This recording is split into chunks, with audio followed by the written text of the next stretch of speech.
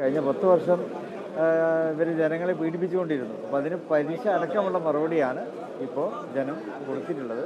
അപ്പോൾ UDFിൻ്റെ നേതൃത്വത്തിൽ ഇനി നല്ലൊരു ഭരണം കേരളത്തിൽ കാഴ്ചവെക്കും.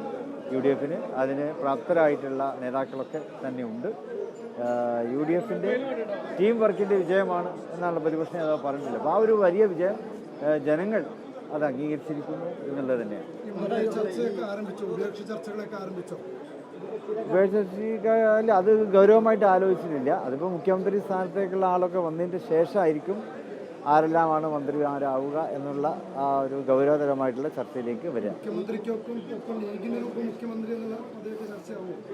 അതൊരിക്കലും ഞങ്ങൾ നേരത്തെ തന്നെ അവകാശം ഉന്നയിച്ചിട്ടില്ലല്ലോ. മന്ത്രിസഭ നല്ലൊരു മന്ത്രിസഭ വരണം, ലീഗിനെ അർഹിക്കുന്ന തരത്തിലുള്ള ഒരു പ്രാതിനിധ്യം മന്ത്രിസഭയിൽ ഉണ്ടാകും എന്ന് തന്നെയാണ് ഞങ്ങൾ വിശ്വസിക്കുന്നത്. ആർക്ക് വേണ്ടി?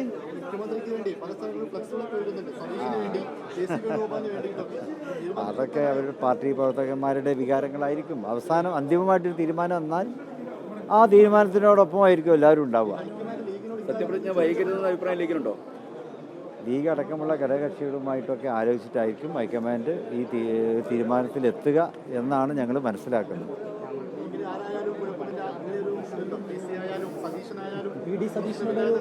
അല്ല, ഹൈക്കമാൻഡ് കോൺഗ്രസിനാണല്ലോ അതിൽ അന്തിമമായിട്ടൊരു തീരുമാനം പറയേണ്ടത്. അത് ഞങ്ങളോടൊക്കെ ആലോചിച്ചിട്ടായിരിക്കും തീരുമാനം പറയുക.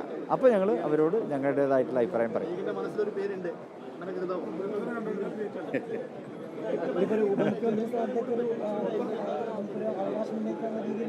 ഇല്ല, ഇന്നേ വരെ ഉന്നയിച്ചിട്ടില്ല. ലീഗ് അങ്ങനെ ഒരു അവകാശവാദം ഉന്നയിച്ചിട്ടില്ല. നല്ലൊരു മന്ത്രിസഭ വരണം. കുഞ്ഞാലി സാഹിബ് നല്ലൊരു പ്രാതിനിധ്യം ഉണ്ടാവും, നല്ലൊരു സ്ഥാനത്ത് അദ്ദേഹം ഉണ്ടാവും.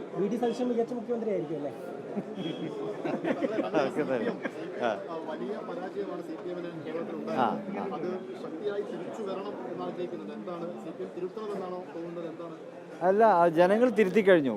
ജനങ്ങൾ ഇതേവരെ വിചാരിച്ചിരുന്നത് അവർ തിരുത്തുമെന്നായിരുന്നു. അവർ തിരുത്താൻ തയ്യാറായില്ല. പക്ഷേ ഈ തെരഞ്ഞെടുപ്പോടുകൂടി ജനം തന്നെ നല്ലൊരു തിരുത്തലാണ് നടത്തിയിട്ടുള്ളത്. ഇനി ഒരു തിരിച്ചു വരവ് അവർക്ക് സാധ്യമാവും എന്ന് ഞാൻ വിശ്വസിക്കുന്നില്ല.